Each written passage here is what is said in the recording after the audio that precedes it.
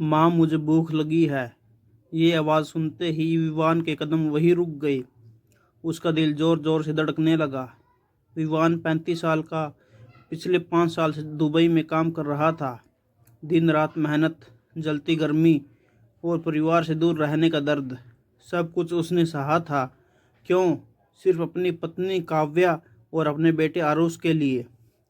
जब वो गया था तब आरुष सिर्फ 1 साल का था। हर महीने 2 लाख रुपए वह घर भेजता था, लेकिन पैसे सीधे अपनी माँ कमला के अकाउंट में जाते थे। वह हमेशा कहता था, माँ काव्य और आरुष को किसी चीज़ की कमी नहीं होनी चाहिए। और माँ हर बार जवाब देती, तू चिंता मत कर, तेरी बीवी बेटा रानी महाराजा की तरह रह रहे हैं। विवान खुश हो जाता, सोचता मेरे लोग खुश हैं। लेकिन सच्चाई आज उसके सामने आने वाली थी। उसका कॉन्ट्रैक्ट जल्दी ख़त्म हो गया और उसने बिना बताए घर आने का फैसला किया। बैग में गिफ्ट थे, काव्या के लिए गहने, बेटे के लिए खिलौने और दिल में ढेर सारी उम्मीद। वह सीधे अपने गुरुग्राम वाले बड़े घर पहुंचा। घर के अंदर से तेज म्यूजिक आ रहा था। हंसी, पार्टी, रोशनी। विवान मुस्कुराया, लगता है सब खुश है। वह सरप्राइज देने के लिए पीछे के गेट से अंदर गया, लेकिन जैसे ही वह अंदर बढ़ा, उसे एक आवाज़ सुनाई दी, मम्मी मुझे भूख लगी है। विवान का दिल धक से रह गया। ये आवाज़ उसके बेटे जैसी थी। वह धीरे धीरे अंधेरे किचन की तरफ बढ़ा और अंदर झांका। जो उसने देखा उससे उसकी दुनिया हिल गई। ठंडे फर्श पर उसकी पत्नी काव्या बैठी थी, फटी साड़ी में, कमज़ोर, टूटी हुई। और उसके पास उसका बेटा आरुष, नंगे पैर, भूख से रोता हुआ। थाली में क्या था? बासी चावल, हड्डियाँ, बचा हुआ खाना। विवान के हाथ से बैग गिर गया। काव्या काव्या डर गई। वह उसे पहचानकर गले लगाने की बजाय कोने में सिमट गई। बच्चे को कसकर पकड़ लिया। साहब, हमने कुछ नहीं चुराया। विवान वही घुटनों पर गिर गया। उसने दोनों को गले लगा लिया और रोते हुए बोला, ये क्या हो गया है? काव्या फूट फूट कर रोने लगी और जो सच था उसे बताया। वो सिर्फ दर्द नहीं था, वो एक साजिश थी। विवान का हाथ दरवाजे पर था, दिल में तूफान, आंखों में आंसू और खून खोल रहा था। उसने एक बार काव्या और आरुष की तरफ देखा, कमज़ोर, डरे हुए, भूखे। फिर उसने दरवाज़ा ज़ोर से खोल दिया। अंदर का नज़ारा, तेज म्यूजिक, महंगी शराब, हंसते हुए लोग। बीच में उसकी माँ कमला और बहन रितिका खड़ी थी, दोनों गहनों से लदी हुई। कमला हंसते हुए बोली, देखो ये डायमंड नेकलेस मेरे बेटे ने दुबई से भेजा है। तभी बस, विवान की गूंजती आवाज़ पूरे हॉल में फैल गई। संगीत रुक गया। सबकी नज़र दरवाजे की तरफ गई और वहाँ खड़ा था विवान, फटे कपड़ों में उसकी पहचान, पत्नी और भूखा बेटा। कमला का चेहरा सफ़ेद पड़ गया। विवान, तू आ गया। विवान धीरे धीरे आगे बढ़ा। उसकी आंखों में आग थी। हाँ माँ, आ गया। फिर उसने काव्या की तरफ इशारा किया। ये क्या है? कमला हकलाने लगी। वो बहू की तबीयत खराब थी, इसलिए। झूठ, विवान चिल्लाया। पूरे हॉल में सन्नाटा छा गया। विवान ने जमीन पर पड़ी हड्डियों की थाली उठाई और उसे सबके सामने दिखाया। ये खा रहे थे मेरे बीवी बच्चे। लोग एक दूसरे को देखने लगे। कोई कुछ बोल नहीं पा रहा था। रितिका ने बीच में बोलने की कोशिश की, भैया आप गलत समझ रहे हो। विवान ने उसकी तरफ देखा। 5 साल से मैं हर महीने 2 लाख भेज रहा था। कहाँ गए वो पैसे? कमला चुप थी, रितिका चुप थी। तभी काव्या ने धीमे से कहा, उन्होंने सब ले लिया।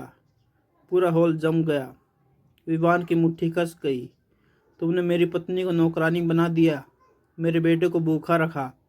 कमला चिल्लाई, वो हमारी इज्जत खराब कर रही थी। विवान गरजा, इज्जत इज्जत ये होती है अपने बहू और पोते को कुत्ते के कमरे में रखना। अब सब मेहमान असहज हो चुके थे। कुछ लोग धीरे धीरे बाहर निकलने लगे, लेकिन असली सच अभी बाकी था। और जो अगला खुलासा हुआ उसने सबको हिला दिया। रितिका अचानक बोली, भैया आपको सच जानना है। विवान ने घर घूर कर देखा। बोलो। रितिका हंसी। तुम्हें लगता है ये सब सिर्फ पैसों के लिए था? विवान का दिल धक से रह गया। रितिका ने धीरे से कहा, तुम्हें दुबई भेजने का प्लान भी हमारा ही था। ये सुनते ही पूरा माहौल फट पड़ा। अब कहानी सिर्फ धोखे की नहीं थी, यह एक सोची समझी साजिश थी और विवान की दुनिया पूरी तरह टूटने वाली थी। रितिका के शब्द हवा में तैर रहे थे। तुम्हें दुबई भेजने का प्लान भी हमारा ही था। विवान जैसे पत्थर बन गया। उसकी सांसें तेज हो गई। क्या मतलब? कमला ने घबराकर कहा। चुप रहा रितिका, लेकिन अब बहुत देर हो चुकी थी। रितिका हंस पड़ी। भैया तुम्हें लगता है ये सब अचानक हुआ? नहीं, ये सब पहले से प्लान था। विवान की मुट्ठियाँ कांपने लगी। रितिका ने एक एक करके सच खोलना शुरू किया। जब तुम्हें दुबई की नौकरी मिली, हमने ही तुम्हें जाने के लिए उकसाया। क्यों? विवान गरजा। रितिका ने ठंडी आवाज़ में कहा, क्योंकि हमें पैसे चाहिए थे। और रास्ते में सबसे बड़ी रुकावट कौन थी? तुम्हारी बीवी काव्या। काव्या सिहर गई। उसकी आंखों में आंसू बहने लगे। रितिका बोली, अगर वो घर की मालकिन बन जाती तो हमें कुछ नहीं मिलता। कमला भी अब चुप नहीं रही। इसलिए हमने उसे तोड़ दिया। विवान का दिल फट पड़ा। तुमने उसे तोड़ दिया? कमला ने बिना शर्म के कहा। हाँ, पहले उसे समझाया, फिर डराया, फिर मारा। काव्या फूट फूट कर रोने लगी। और जब उसने विरोध किया, हमने बच्चे को मारना शुरू कर दिया। विवान की आंखों में खून उतर आया। बस, वह जोर से चिल्लाया। पूरा घर कांप गया। उसने आरुष को अपने सीने से लगा लिया। तुम लोगों ने मेरे बेटे को हाथ लगाया। आरुष डर के मारे रोने लगा। विवान जमीन पर बैठ गया और जोर जोर से रोने लगा। मैं वहाँ जल्दी धूप में मर रहा था और यहाँ मेरा परिवार नरक में जी रहा था। काव्या उसके पास बैठ गई। दोनों एक दूसरे को पकड़कर रोते रहे। कुछ देर तक पूरा घर खामोश रहा। फिर विवान धीरे धीरे खड़ा हुआ। उसकी आंखों में अब आंसू नहीं थे, सिर्फ गुस्सा था और एक फैसला। वह कमला और रितिका के सामने गया और ठंडी आवाज़ में बोला, अब मेरी बारी है। कमला डर गई। क्या करेगा तू? विवान मुस्कुराया। न्याय। लेकिन ये सिर्फ गुस्से की बात नहीं थी। विवान अब कुछ ऐसा करने वाला था जो सबकी ज़िंदगी बदल देगा। और असली खेल अभी शुरू हुआ था। कमला और रितिका के चेहरों पर डर साफ दिख रहा था, लेकिन विवान अब चिल्ला नहीं रहा था। वह खामोश था और उसकी यही खामोशी सबसे खतरनाक थी। विवान ने धीरे से कहा, आज तक मैं बेटा था, लेकिन आज के बाद मैं सिर्फ इंसान हूँ और इंसान गलत के खिलाफ खड़ा होता है। कमला घबरा कर बोली, विवान जो जो हुआ वो भूल जा, हम सब ठीक कर देंगे। विवान हंस पड़ा। 5 साल का दर्द ऐसे ही ठीक हो जाएगा? उसने अपना फ़ोन निकाला और एक वीडियो चलाया। कमला और रितिका के चेहरे सफ़ेद पड़ गए। वीडियो में क्या था? वही पार्टी, वही बातें और उनकी पूरी साजिश रिकॉर्ड हो चुकी थी। कमला चिल्लाई, तूने ये कब रिकॉर्ड किया? विवान बोला, जब मैं अंदर आया था तब से सब रिकॉर्ड हो रहा था। अब रितिका कांपने लगी। देखो भैया, गलती हो गई, प्लीज़। विवान ने उसकी बात काट दी। गलती नहीं, ये अपराध है। तभी दरवाजे पर पुलिस आ गई। कमला और रितिका के पैरों तले जमीन खिसक गई। कौन है विवान? विवान आगे बढ़ा। मैं हूँ और मैंने ही शिकायत की है। कमला रोने लगी। बेटा माँ को जेल भिजवाएगा? विवान की आंखें भर आई, लेकिन उसने खुद को संभाला। जब आपने मेरे बेटे को मारा तब आप माँ नहीं रही। पूरा घर सन्न था। पुलिस ने कमला और रितिका को पकड़ लिया। जाते जाते कमला चिल्लाई, तू हमें बर्बाद कर देगा।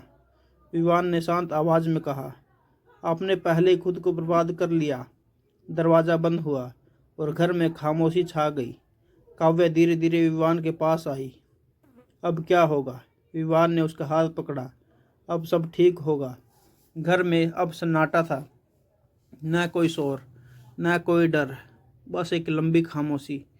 विवान ने पहली बार उस घर को ध्यान से देखा, वही घर जो उसने अपने परिवार के लिए बनाया था, लेकिन जो उसके अपने लोगों के लिए नरक बन गया था। काव्या धीरे से जमीन पर बैठ गई। उसकी आंखें खाली थी, जैसे रो रो कर आंसू भी खत्म हो गए हो। आरुष अब भी डरा हुआ था। वह विवान से चिपका हुआ था, जैसे उसे खोने से डर रहा हो। विवान ने दोनों को गले लगाया और धीरे से कहा, अब मैं कहीं नहीं जाऊंगा। ये सुनते ही काव्या फूट पड़ी। तुम आ गए, बस यही काफ़ी है। उस एक वाक्य में 5 साल का दर्द, 5 साल का इंतज़ार और 5 साल की टूटन सब कुछ छिपा था। विवान ने उसी दिन फैसला लिया, अब यह घर बदलना होगा। अगले ही दिन उसने काव्य और आरुष को डॉक्टर के पास ले गया। उनका पूरा इलाज शुरू करवाया। धीरे धीरे काव्य की सेहत सुधरने लगी। आरुष के चेहरे पर मुस्कान लौट आई। पहली बार आरुष ने धीरे से कहा, पापा। यह सुनते ही विवान रो पड़ा। उसने अपने बेटे को सीने से लगा लिया। मुझे माफ़ कर दो बेटा। समय बीतने लगा। विवान ने घर का माहौल बदल दिया। पुराने नौकर हटा दिए, घर को फिर से सजाया और सबसे ज़रूरी, उस डर्टी किचन को हमेशा के लिए बंद कर दिया। वह जगह अब सिर्फ एक याद थी, दर्द भरी याद। एक दिन काव्या ने मुस्कुराते हुए कहा, अब सब ठीक है। विवान ने उसकी तरफ देखा और बोला, नहीं, अब सब बेहतर होगा। कुछ महीनों बाद केस का फैसला आया। कमला और रितिका को उनके किए की सज़ा मिली। विवान कोर्ट में खड़ा था, लेकिन उसके चेहरे पर गुस्सा नहीं था, बस सुकून था, क्योंकि उसे पता था न्याय हो चुका है। उस रात तीनों साथ बैठे थे, एक ही थाली में खाना खा रहे थे। आरुष हंस रहा था, काव्या मुस्कुरा रही थी और विवान उन्हें देख रहा था। उसने मन ही मन कहा, यही मेरी असली कमाई है। भरोसा अंधा नहीं होना चाहिए। अपने परिवार की सच्चाई जानना जरूरी है। पैसा सब कुछ नहीं होता। अपने लोगों की सुरक्षा और प्यार सबसे ज़रूरी है। और सबसे बड़ी बात, गलत करने वाला चाहे अपना ही क्यों ना हो,